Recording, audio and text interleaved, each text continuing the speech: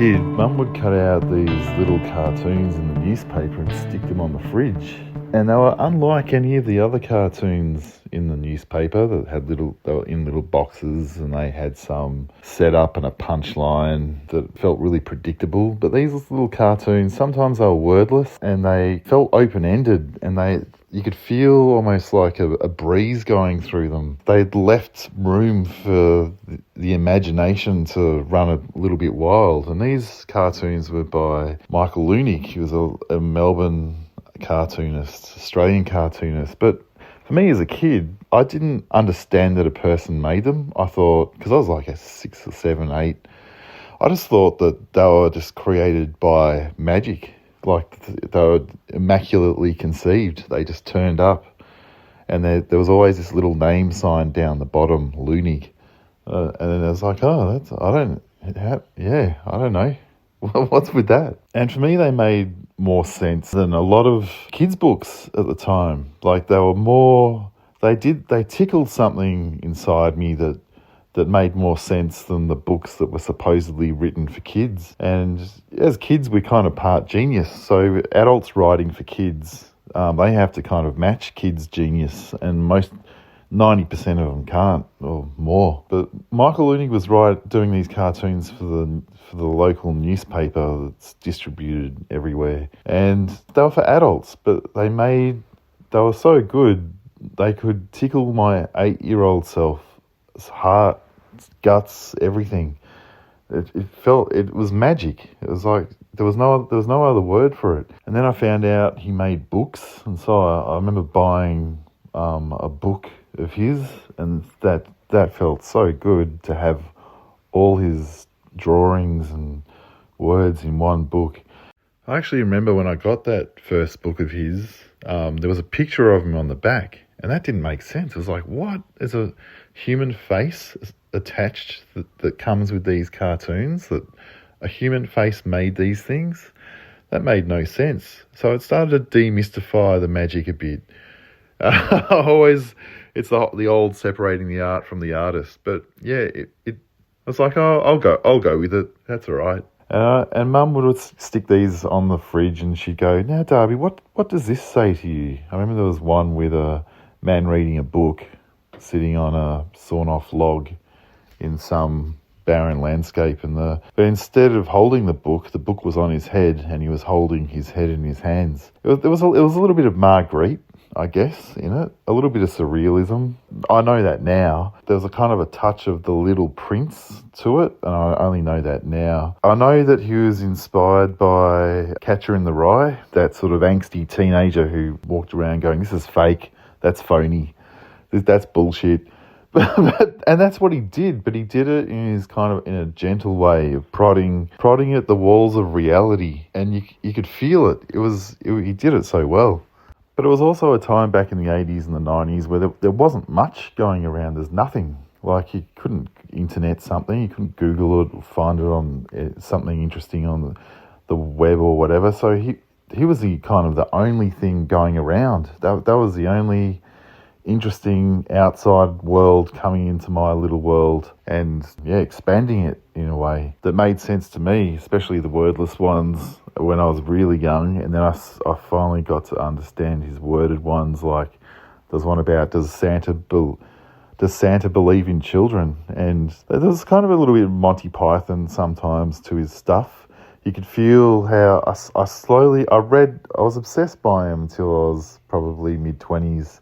Then I found other things. I still loved him all the way through, but up until about 25, that's when I went, okay, there's other people out here as well that I can discover. But I learned a lot from him. I almost began to study him. I went from just enjoying his magic and then studying him.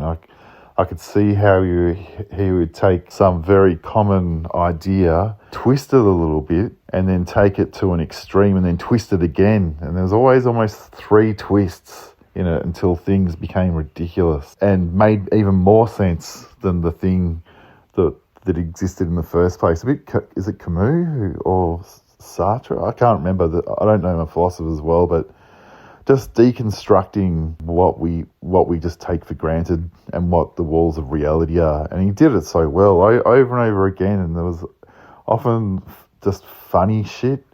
Sometimes he just go scatological shit humour, and there was nakedness and all that sort of shit. But yeah, I studied him, and I felt like I was starting to learn from him, and I was going, oh, I wonder if I could recreate something like that. I wonder if I could be a cartoonist one day and make my own stuff. I remember one of his cartoons in my early 20s when I had my first job. There was a little man flying over the city. He'd been pulled away from the judge and the jury of life, and he was going to be okay. And I remember at the time I had so much anxiety in my 20s, and that cartoon at that time, in that hour, just pulled me out of my dumb head and made me feel sane for just a second. But that second was all I needed to feel slightly normal again. I remember he did a cartoon back in the early 90s about someone who went to a man who goes to visit his hero or his guru, and he says something like, I'm going to study at your feet and learn from you, and eventually I'll use everything I've learnt against you, and then I'll kick you off a cliff or something like that. So I remember thinking, oh no, I'm trying to learn.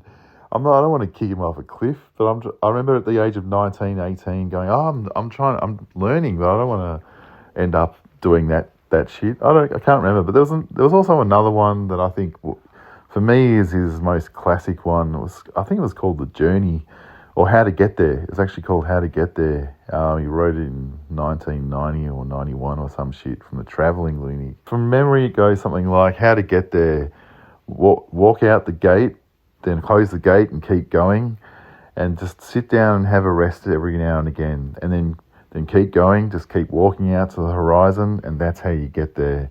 I've probably paraphrased that really badly, but there's something really sweet and beautiful to it, especially the little illustrations of this little man walking towards the horizon and a moon in the sky. He kind of owned moons, like that was kind of his thing. He owned the icon of the moon, the half moon that was always in the sky. I always felt like he'd sign his cartoon Leunig down the bottom, but there was always a moon in the sky. I always felt the moon was more his signature than his actual signature. But yeah, as I got older, I discovered other people who tickled me and said stuff probably like Bukowski in my 30s. I felt like, this guy's just saying the stuff that no one's saying. He's just brutally just putting it down on, he's fucking saying the things that people were just dancing around. Sometimes I feel like Michael Leunig's style kind of danced around things, but as he got older, he didn't so much. Like in the last 5-10 years, he just said it. He said it. But that's kind of his charm as well, because he left it to the imagination. He could almost preach to the unconverted with his absurdist fables that he did. But I did love how Bukowski kind of just went, fuck it, this is how it is. This is fucked. And Bukowski's just the words, no illustration. I felt like it was undiluted, whereas in my 30s and 40s, Michael Leunig stuff started. I could feel, because he'd mix words and images, I almost felt like the images started to dilute the words. Even though I loved them as a kid, and even though I still love them, I felt like they compromised each other somehow. And I wanted to desperately be a cartoonist back in my teenage years and early 20s just because of him. I thought, I'd love to fucking be a cartoonist for the age one day. How good would that be? But I wasn't to become a cartoonist, even though I still do little illustrations. I thought, all these people who are my age have got these plum cartoon positions in newspapers and other media when the internet wasn't around, and I would always come second. I remember the Age actually calling me once saying, Darby, we've got an opening. If you can get an illustration to us in the next hour, you've got it shot. And I remember waking up too late because I was hungover when I was about 30, and that fell through because they said, no, too late, sorry, we've already put it out to someone else. It wasn't to be, and so Bukowski's stuff and his poetry made sense to me. I thought, I'm just gonna write poetry. So all that stuff, making cartoons and being inspired by Michael Leunig, was never wasted. It eventually evolved, and I was attracted to just the simpleness of words on paper, the black and whiteness of that, and how undiluted it felt. And yeah, I wouldn't have guessed that I became a writer wrote poetry at one point. I don't really think my stuff's poetry anymore. It's almost kind of like maybe poetic observations, but written in kind of vernacular blah blah. Anyway, that's my weird sort of little thoughts on Michael Leunig, and he died a week ago, and it just felt like such an immortal character to me. That guy couldn't die. It's like his stuff is so out there. I feel like the Holy Trinity for me, who were big influential at one point in my life, are Alan Watts, Charles Bukowski, and Michael Leunig, and they've all had moments in their life, and none of them really resonate with me now, but they all have at some point in a big way. At one point, I swapped some emails with Michael in the last few years. I just thought I'd read you this email. I asked him, how did he find his voice at such a young age? Like he came bursting out of the blocks in his late 20s, when a lot of writers find their voice into their late 30s, even 40s, because you've lived enough life to witness the cycles of life, and you can sort of understand the absurdity of it. You can recognise patterns and all that sort of shit. So I wondered how he found his voice so early, and he gave me this response that I'll read. It's a bit long. Darby, that's a good question, and very apt tonight after I have just heard about the death of Barry Humphries. Barry befriended me when I was 25 or 26 and was very kind and encouraging.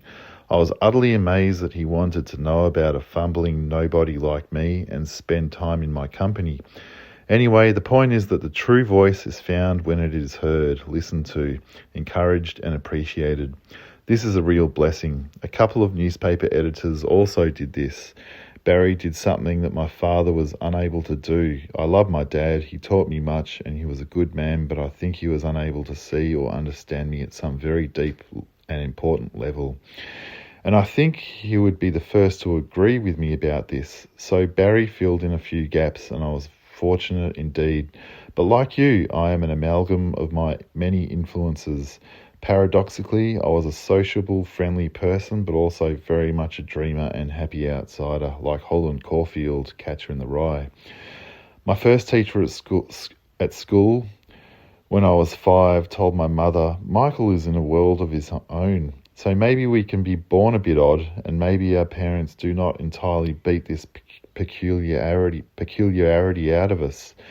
And of course, this oddness develops its own voice quite naturally, softly, gently, and with little confidence at first, but still a sincere and genuine voice. Add to this a failed but happy enough education, and a collection of rugged working class situations, working as a labourer in the meatworks when my mates were at university.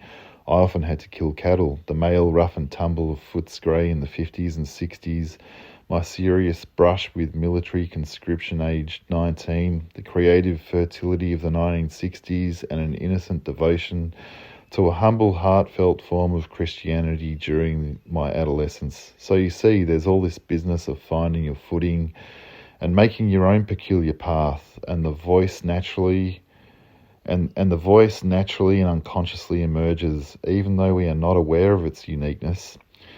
And then there is good fortune. I was given a job as a cartoonist on a daily newspaper at the age of 24. Indeed, a fluke. 6 political cartoons a week.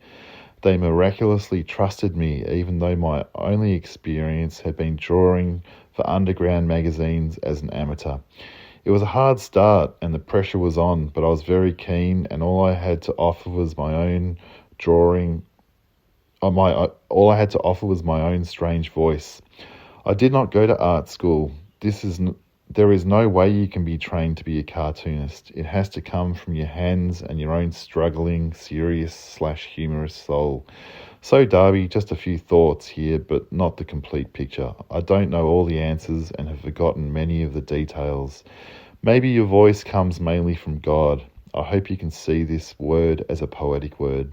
That's all for now. I'm terribly sad about Barry's death. Cheers anyway, Michael. Anyway, if you'd like to leave a review for my podcast on Apple or Spotify, I'd love that.